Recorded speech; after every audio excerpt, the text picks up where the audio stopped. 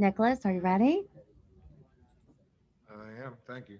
Okay, thank you. So we'll take our first question from Bill.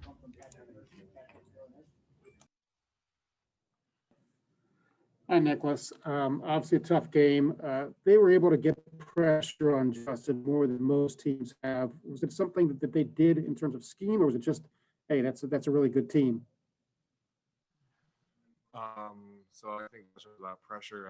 They were always a talented team. We already knew this coming in. So they have a bunch of great guys on the defensive line and linebacker core and everyone they have on defense. So, they have a really talented roster there, and they also coaching staff as well. They were one of the top teams in the nation. It was two top teams going at it tonight. So this is a little mixture of just talented players, and they had some schemes here and there, but I think we were doing some things right during on the field.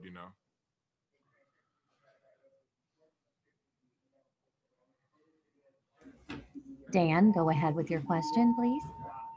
Hey, Nicholas, obviously you guys were fueled so much this year by what happened last year against Clemson. Do you think that there will be a similar kind of response to what happened tonight? Yeah, we try to use everything we can to play with a chip on our shoulder and fuel us for the next year. So after that loss against Clemson, we really left the field with a bitter taste in our mouth, saying we left a lot of stuff on the field that could have brought us to the championship game like we did this year. So, when we went out to go play against Clemson, we remember those feelings. We had a lot of those emotions playing with us. Bless me.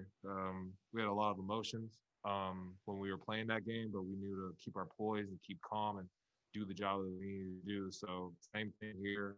This is just another building block on our team to make us stronger, not only as a team, as the group we have coming back, but also for the future Buckeyes.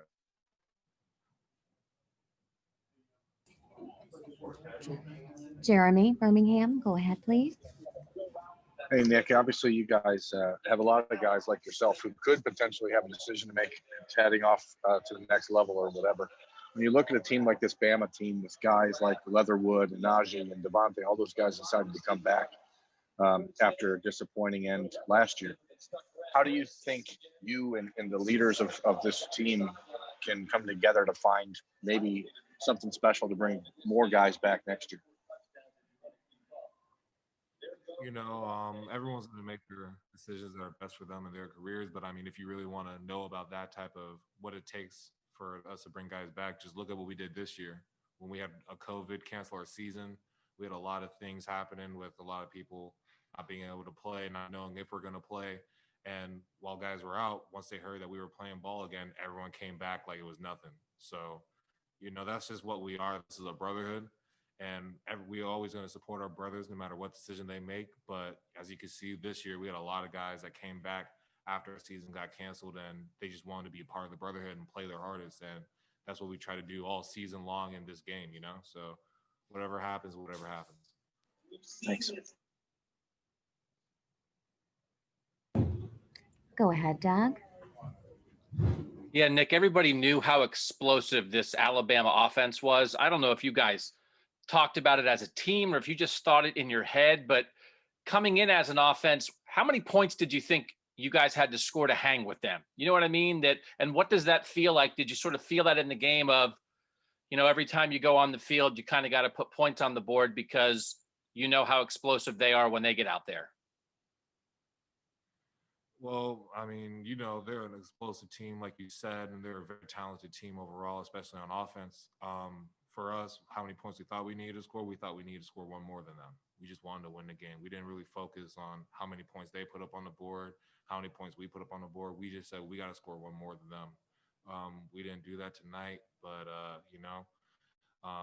we just came in with the mindset of every time we touch the ball, we're trying to find a way to put it in the end zone or put points on the board. And, we just had belief in our defense and belief in us as a team about everything we needed to do, So we didn't really think about anything about their offense. We just focused on us because it's about us. It's not about other teams. It's about what we can do as a team. Stephen, go ahead with your question.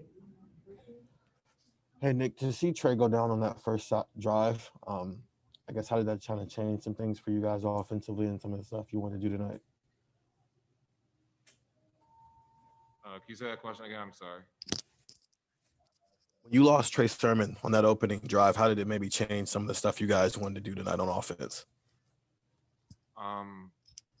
It was tough losing Tre. He's a brother to us. So when I heard that he was out after that first drive, it was really heartbreaking for us, not only as an offensive line, but as an offense and as a team in general. But we didn't change anything. We still have the same game plan. We trained hard through all of our players and all the depth charts. So if someone went down, we knew that someone needed to come up. So it's not like we only played with Tre. We always made sure that everyone was accounted for and everyone was able to play and do their job. Thank you guys. We have to get Nick over to the team bus. Thank you guys.